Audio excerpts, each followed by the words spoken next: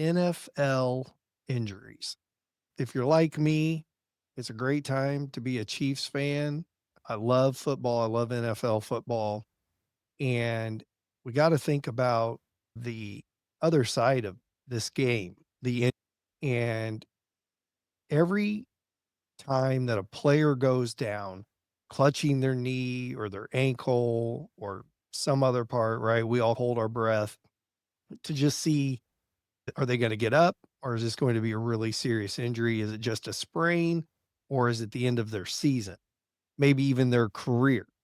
These NFL players suffer career ending injuries pretty frequently. And so it's always a scary moment, especially when it's your team and you're seeing players that you admire and obviously have an interest in go down. Again, very scary. Again, as a Chiefs fan, obviously everybody gasps anytime Patrick Mahomes goes down. He's had a lot of ankle injuries and has amazingly always been able to come back fairly quickly. He had the knee injury several years ago, which sidelined him for a little bit. So anyway, one thing you might remember back, Dak Prescott's gruesome ankle injury a few years ago, and the stadium went silent. The fans were stunned. Just imagine that your job was that dangerous. And one bad step, your paycheck, maybe your career, your health are on the line. And that's the reality for NFL players. At the end of all of it, we have to remember these are people, real injuries, and real jobs. And we don't always necessarily put all that together in the moment of a game, but that's exactly what we're looking at. So today we'll talk about recent injuries. Just as you probably know, this week Tyreek Hill had a devastating knee injury. There's talk about clearly he's out for the rest of the season. Is this a career-ending injury? Only time will tell. But it was another one, just gruesome to see. And we're going to break this down, how the NFL handles player health, the legal side of it. Obviously, that's where we come in on this podcast: workers' comp, lawsuits, contracts, and what rights players really have. Just in this young 2025 season, we've seen Tyreek Hill go down with a dislocated knee and torn ligaments, again, season ending. Malik Neighbors of the Giants, he's a rookie star. He tore his ACL and he's out for the season. Brian O'Neill, who's a Vikings offensive tackle, suffered an MCL sprain, out for at least a while. CeeDee Lamb, a very notable Dallas Cowboys wide receiver, suffered an ankle injury. Nick Bosa, again, a notable 49ers defensive end, suffered a knee injury. Joe Alt, who's a Chargers offensive tackle, suffered an ankle injury. And Alex Highsmith, who's a Steelers linebacker, sustained a high ankle sprain. Again, those are some of the notable ones that we've seen just in this beginning 2025 season.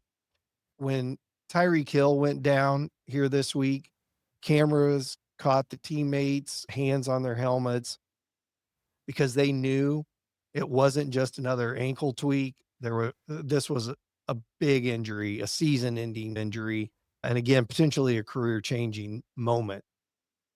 It's not just a handful of stars every week. ESPN's injury tracker lists dozens of players that are sidelined with some kind of an injury, and injuries are the norm in professional football. They're not the exception. Now, recently, there's been a lot more lower body injuries, especially knee injuries, torn ACLs, and there still continues to be a debate on turf versus natural grass. And it does seem like a lot of injuries occur on artificial turf, but yet it's still utilized by stadiums throughout the NFL. And again, this is a very hotly debated issue. So is this just part of the game, or is this a systemic problem that should be fixed? So why do NFL injuries matter legally? Okay, so injuries happen, but here's where it gets interesting. It's the legal side. There's three frameworks that cover NFL players and their injuries. Workers' compensation, like any employee, the players may qualify for workers' compensation. Personal injury tort law, again, potential negligence, defective fields, equipment, unsafe care could all play into some type of claim that an NFL player may have. And then finally, there's contracts and there's waivers, arbitration, there's limits on lawsuits. So there's a whole legal framework around these players, their health, and injuries that they sustain. So think about this. If you slipped on your job, you had some kind of an incident at a factory, say, for example, you'd expect to be covered by workers' compensation. So why shouldn't the NFL players get the same when their job site is a football field? Now, another issue that has been progressing in the public awareness is the fact that multiple concussions sustained by players over the course of a career can lead to significant brain damage in these players, which later on in life materialize into very debilitating conditions. And a lot of times they've led to player suicides or just shortened lifespans, things like that. And there was an NFL concussion settlement. There were billions that were paid out.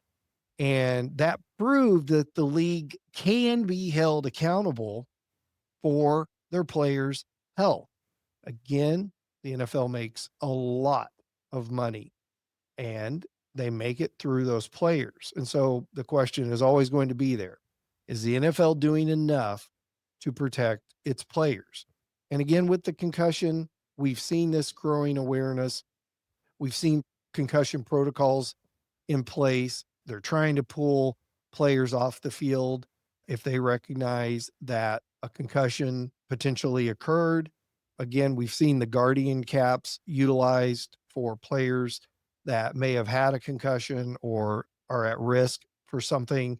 And the guardian cap is the overlay onto the helmet that it looks a little silly. The player kind of stands out with a much larger helmet than the others. And matter of fact, this week there was a I believe it was a Green Bay Packers player, Dobbs, that was wearing one, and I saw memes come out because again, it was pretty notable that his helmet was larger than others. But again, that's something that the league is implementing as an effort to try to prevent brain damage in these players. So it's a really serious situation. And at this point, again, based on legal proceedings, the NFL is treating it as the serious condition that it is. Okay, let's break down workers' compensation in the NFL. Do players qualify? Yes, but with complications. Obviously, the NFL is a multi state organization. You've got teams in many different states, so it's going to fall under different states' jurisdictions. And then questions arise about what state law applies, things like that. So it's not always just a straightforward what work comp this player is covered under. Now, some states have specific exclusions in their work comp laws for professional athletes. And so, again, it's not always cut and dried that a player in the NFL is going to be covered by work comp. And interestingly enough, California once was a hub for player filings under work comp until California restructured its laws. And then that largely went away. In California, there was a player that only played one game there, and he was able to file years later for benefits under California law. And that just points out some of the quirkiness that goes or surrounds NFL players and the work comp system. But benefits can include medical care, rehab, wage replacement, and disability if it comes to that. But there's limitations, there's caps on the benefits that are allowed to players. Sometimes there's waivers in their contracts. Sometimes the contracts have arbitration provisions, which just basically means any disputes have to be arbitrated. And finally, and by the way, I've talked about arbitration in the past. And as a matter of fact, if you want to learn more about that, you can go to this video here. And then there's latency issues with the brain injuries. Again, you get down the road several decades and you're having these problems, and trying to reconnect it to your NFL days can be very difficult. Can you imagine a situation where, say, a warehouse worker needing 3 lawyers just to figure out where to file their injury claim?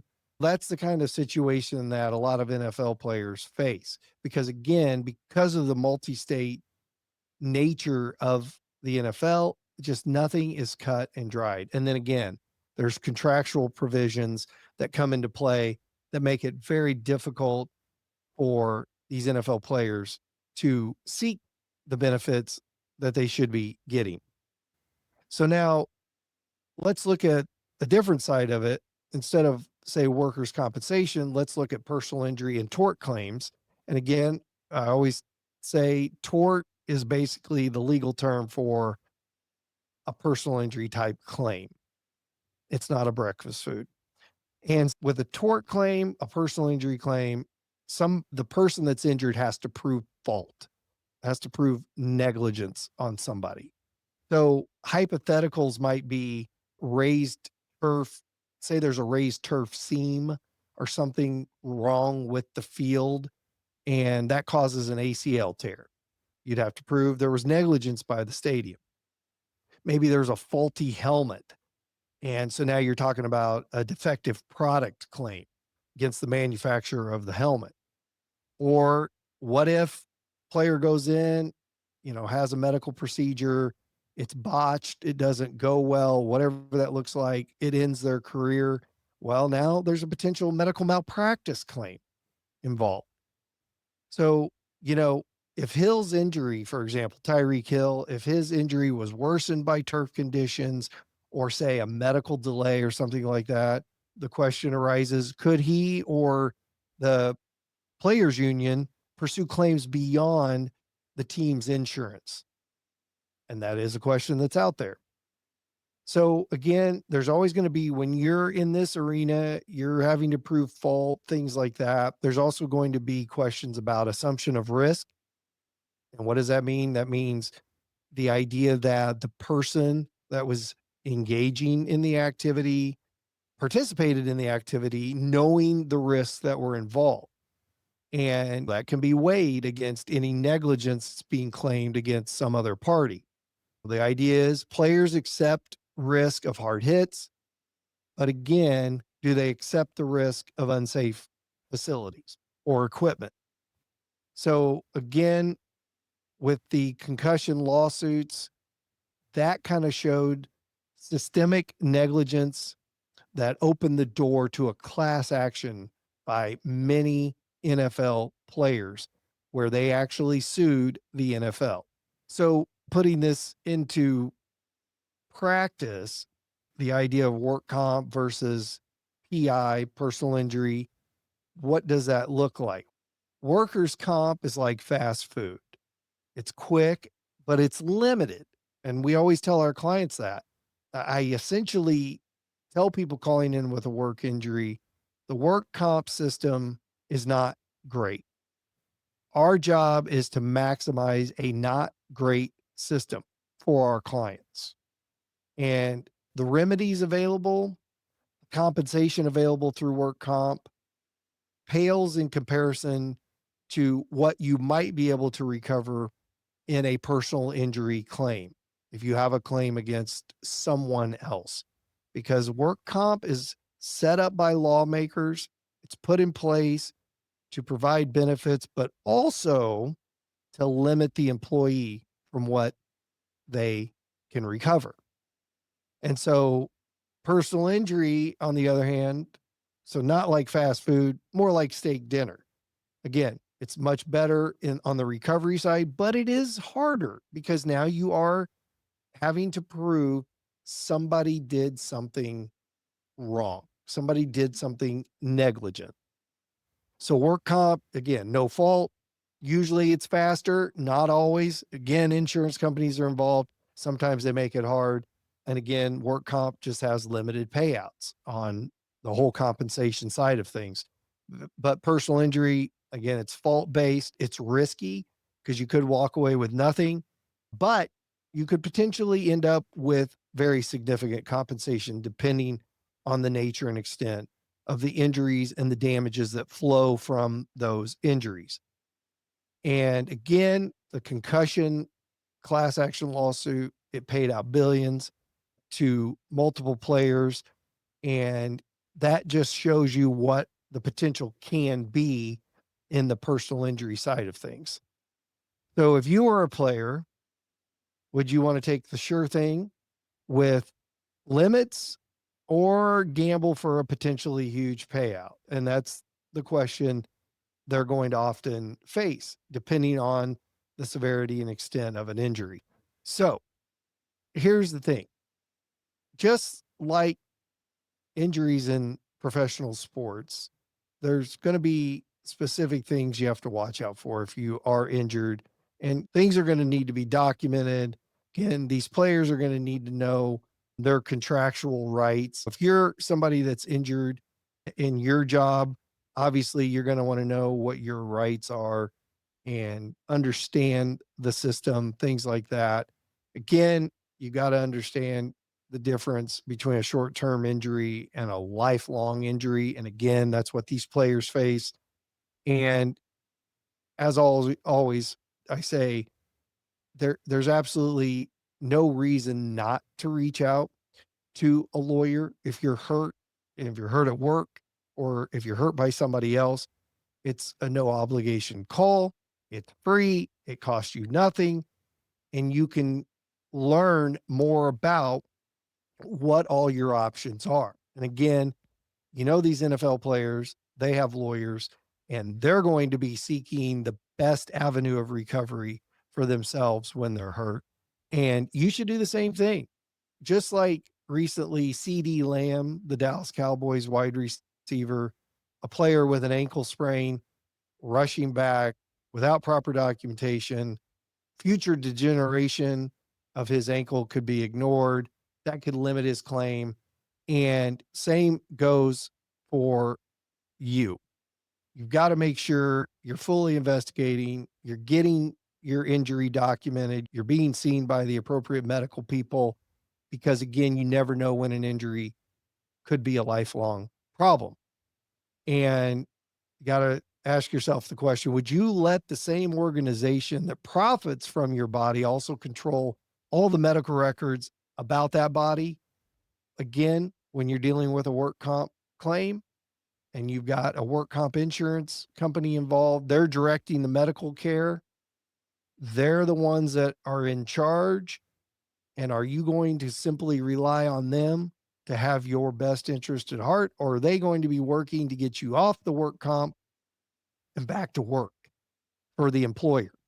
As we go away from this episode, one thing that will be interesting to see is, again, whether discussions start happening about the dangers of artificial turf. And again, if, the Tyreek Hill incident is shown to have been caused, even at least in part, by a turf issue. And again, there are several others in this season's injury list that very possibly had turf involvement as opposed to natural grass.